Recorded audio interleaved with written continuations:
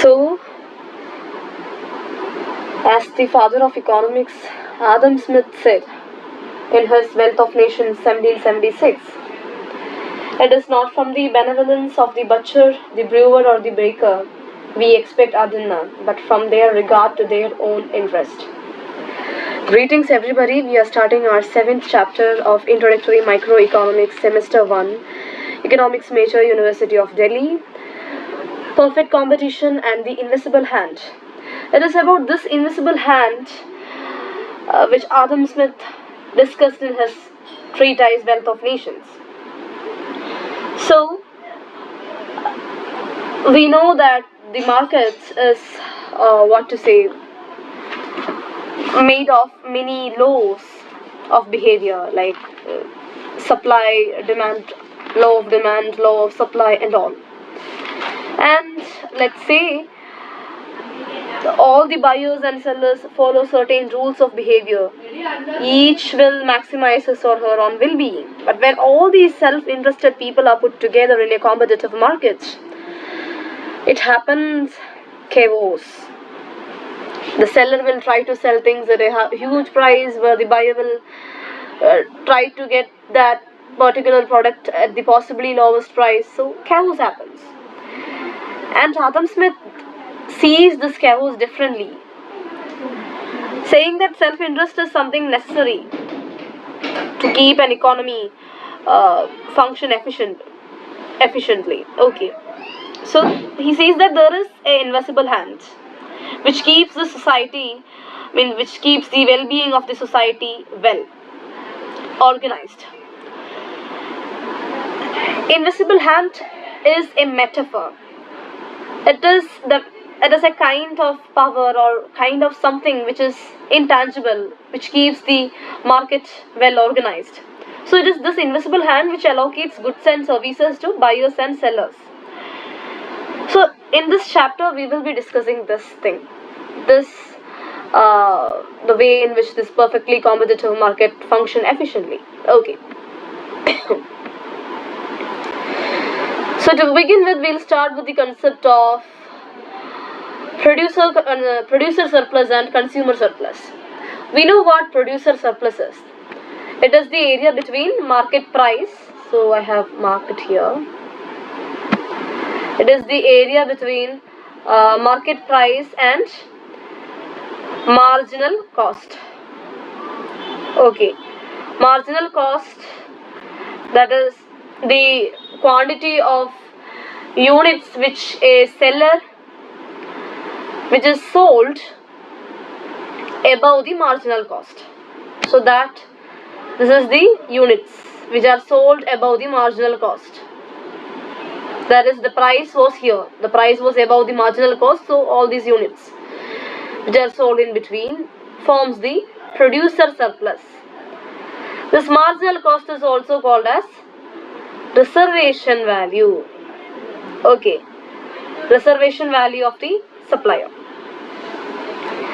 Next we have the consumer surplus. Consumer surplus is the let's say it has the area between willingness to buy and market price. Okay, this is the consumer surplus. So this willingness to buy can also be said as reservation value of the buyer. Okay. So reservation value is the price at which a trading partner is indifferent between making the trade or not doing so. Okay. So again, both these combined, that the the producer surplus plus consumer surplus gives you the social surplus. Okay. So let's take the example in the textbook of iPhone.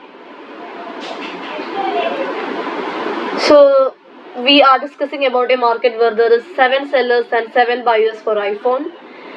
7 sellers have the reservation price, that is, these people are to buy and these people are to sell. So let's say Madeline is ready to sell her iPhone for 70 rupees. Okay, before that I will show the graph. Okay, So here we have the stepwise graph. Stepwise curve for demand and supply. This is the demand and this is the supply. We are not having the steep lines, right? These lines. No, we are not having that. We are having the stepwise thing. Why? Because each buyer or each seller is associated with only one unit. Each individual only demands one unit, or each individual only supplies one unit. So that's why we have this stepwise thing.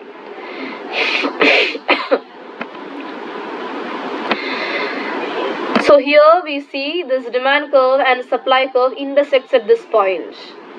So here the market price is 40. So the market price for is determined with the intersection of demand and supply curve, and it is determined $40.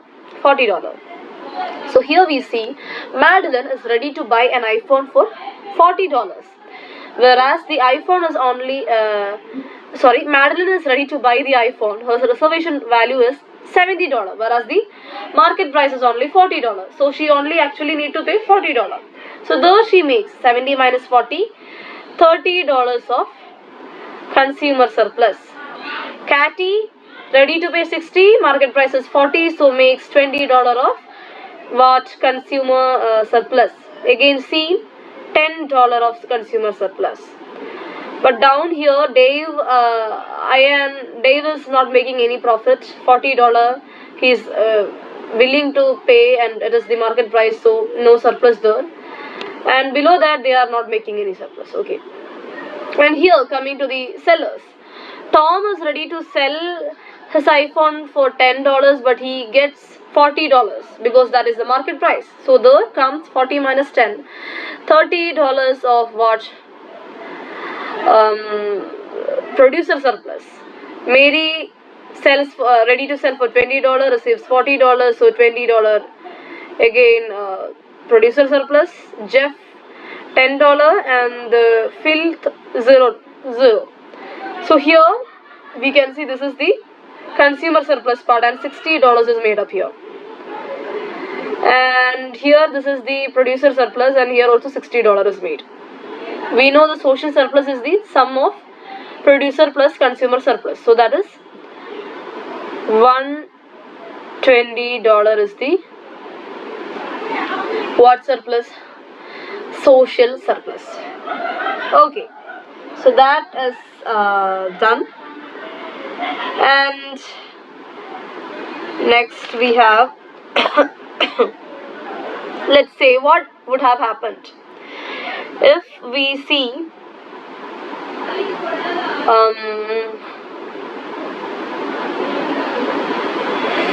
1 minute.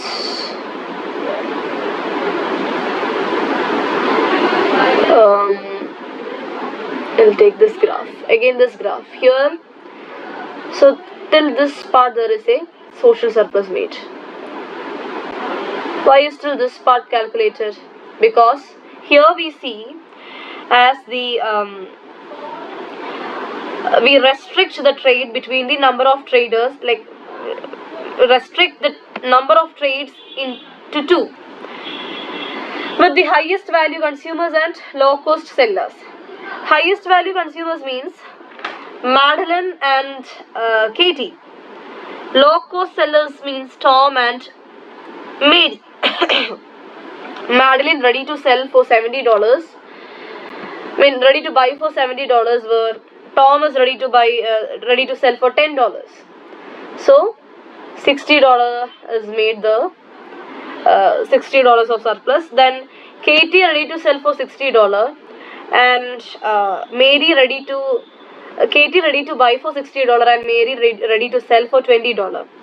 So $40 is made there as well.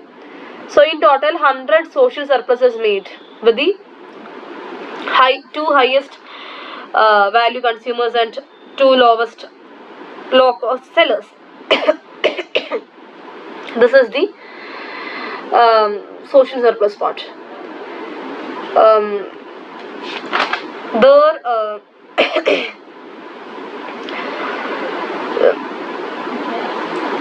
Seen and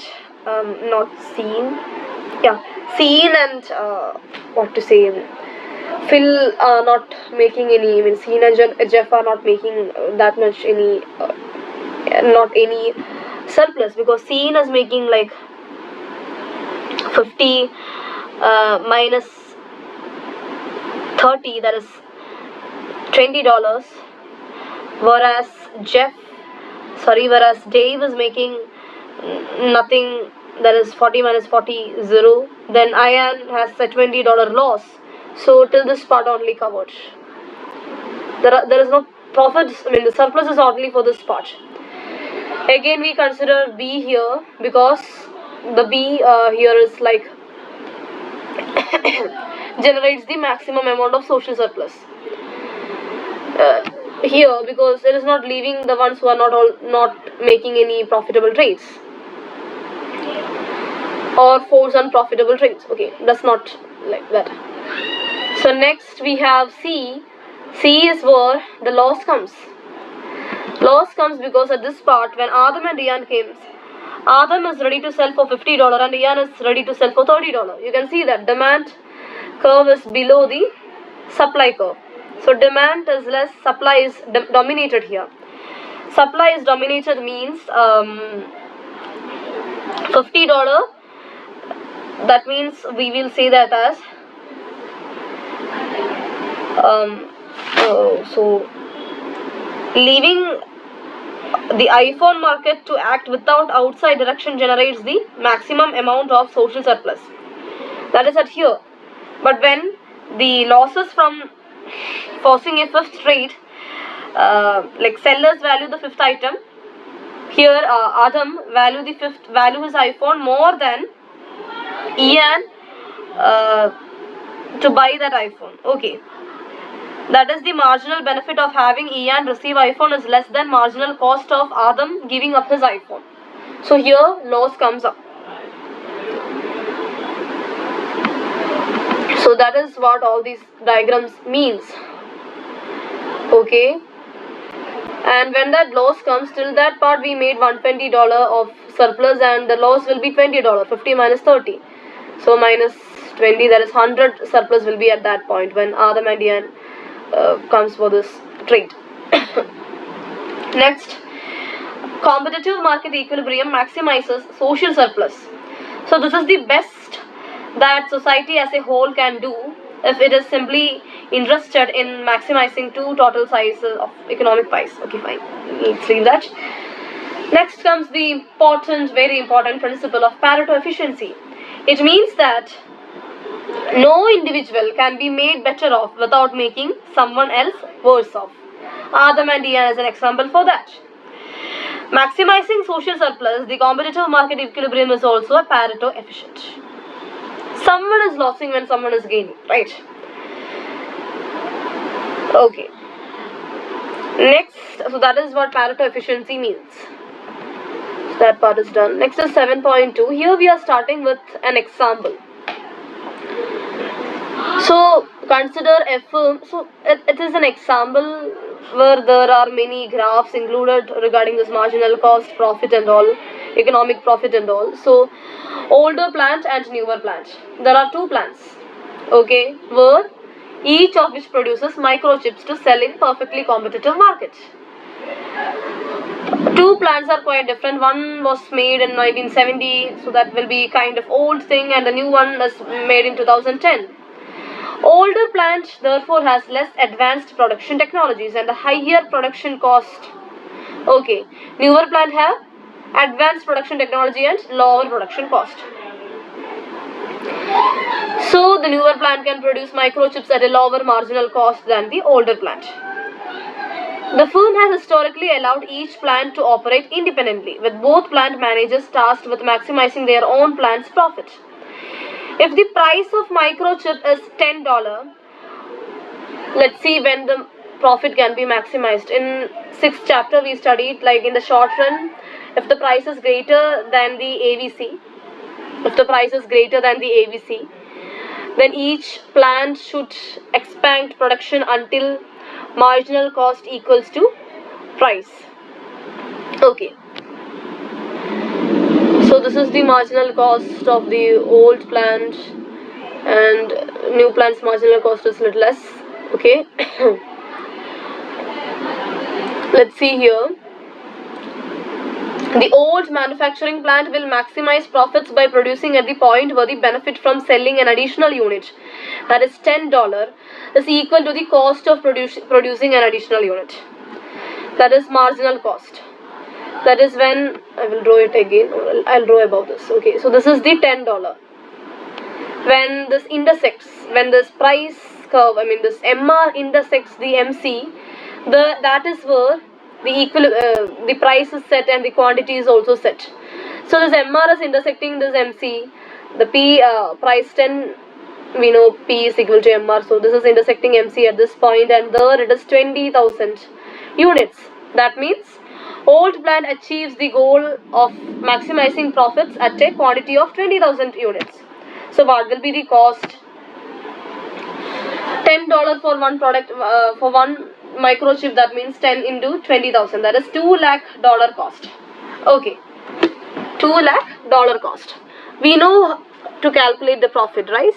Profit is calculated as total revenue minus total cost. Total revenue is the quantity quantity sold multiplied with price, minus total cost is the quantity sold with ATC, quantity multiplied with average total cost. Okay, this gives what? This gives you the profit. So here we can take the Q out, like that we will get this equation. Just explained it. So this gives the equation, and according to that equation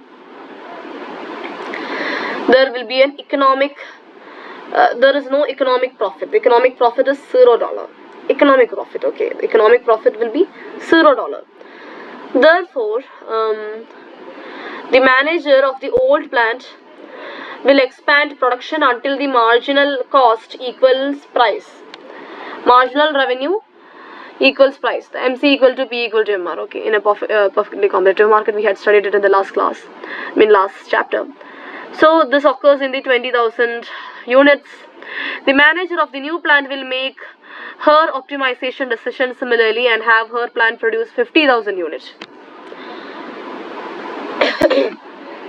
So for the new plant, we can see $10 is the price.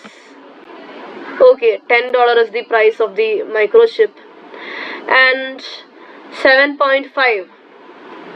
See, 7.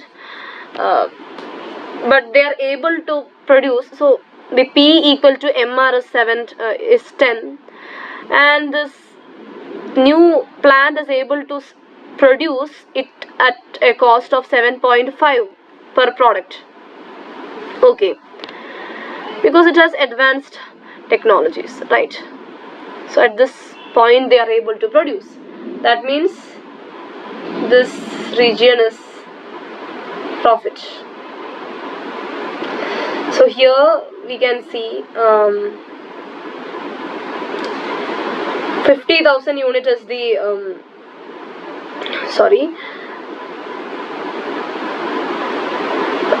plant must produce 50,000 units according to the graph. Here it is 50,000 almost, and the new plant is earning economic profits because the price is more than ATC. Price is $10 and the ATC curve is below, much below that. Okay, so that is why they are earning an economic profit. Economic profit is $1,25,000. Okay, so while the old plant is earning zero economic profits, the new plant is earning $1,25,000. So itself the CEO asks to shift. The old plant had 20,000 microchips to be produced, so the CEO asks to shift that 20,000 microchip production also to the new plant. That is, from now onwards the entire 70,000 microchips have to be produced in the new plant. Let's see if that was a mistake or not from the CEO side. like if he got it wrong or not. So if we see the equilibrium production schedule, this was what the first the old plan had. Marginal cost was here, the price was here. This is where the point, it was at this point the old plan produced. Okay, and the new plant made profits with the 20,000 units. 20,000, no, sorry, not 20,000, 50,000 units. It made a profit of $1,25,000 that we discussed it. Because at 7.5 they were able to produce a microchip for $7.5 at a cost of $7.5. Okay, but the new production schedule, like here there will be no production, all the 20,000 is shifted to here. That means 50,000 plus 20,000, that is 70,000 has to be produced here. That means till this point, from this part have to be produced here. Thus, what happened? The new plant generated loss of $8,75,000.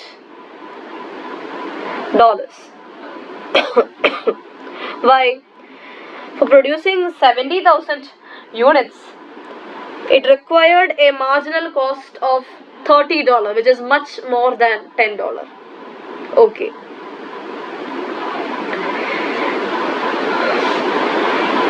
Here, as the marginal cost of old is equal to marginal cost of new, overall production cost across the two plants will be minimized because they cannot profitably shift production any further. That was what really would have gone through. But new CEO made everything messed up. Okay. Here we can see that the marginal cost is, so this is the graph. You saw that. So that is what invisible hand means. This must be produced. The maximizing to maximize the profit, the production must be till 20,000 units for the old because old plan, because that is where this MC equal to P happens. MC equal to market price happens, and for the new plan the MC equal to market price happens when it was at the 50,000 units. So that is where this plant can maximize its profits. So from here, currently this plant is having zero units of production. So this must shift to this point to reach the maximizing profit, and currently this part is having $30 of marginal cost. Okay, $30 of marginal cost. They're having the production till here, so the new plant should shift its production to this 50,000 units. Then only it can maximize its profit, because that is where this MC equals market price. Okay. The marginal cost here is much greater than $10, that it would have the cost the older plant to make the first microchip. Here, if the production of that one unit could have been shifted from the new plant to older plant, overall cost would have been lowered by $20. Right, because in the new plant it is now $30 to produce one microchip, whereas in the old plant it was just $10 to produce one microchip. Right, so 30 minus $10, it will be $20. $20 of overall cost will be lowered. So the CEO wonders how far one can push the marginal reasoning. So the plant manager shows that then. Okay, the above graph that we discussed now. This point where this logic is that until the marginal costs are equalized across plants, is where this marginal reasoning will be pushed to. the overall production cost across the two plants will be minimized because they cannot profitably shift production any further. So this is the idea of invisible hand. Under the assumptions of a perfectly competitive market, allowing the market to operate freely not only permits each plant manager to maximize his or her own profits, but by producing MR equal to MC, but in so doing the plants also achieve something that neither plant manager set out to do: minimize total cost of production. This is true because MC of old plant is equal to MC of new plant, which is a necessary condition to minimize total cost across the production. You can only get this theorem if you have studied them very well in the 5th and 6th chapters, these theories of marginal cost and all. Okay. Next is the plant managers also maximize the total profit of the two plants combined. In this sense, it is remarkable that the market forces dictate that production across the two plants is allocated in a manner that is optimal for the social good, producing goods using the least amount of scarce resource. This is exactly what the CEO aimed to do but failed. That is, with limited resources, producing much more. Okay. Yet when the competitive market is allowed to operate efficiently, we do not need a center planner. Okay. Plant managers are willing to do that core on their own without even knowing it. So even we can say that in a competitive market, the second distinct function of the equilibrium price is that it efficiently allocates the production of goods and services. Why? Because an optimizer expands production until MC equal to P only.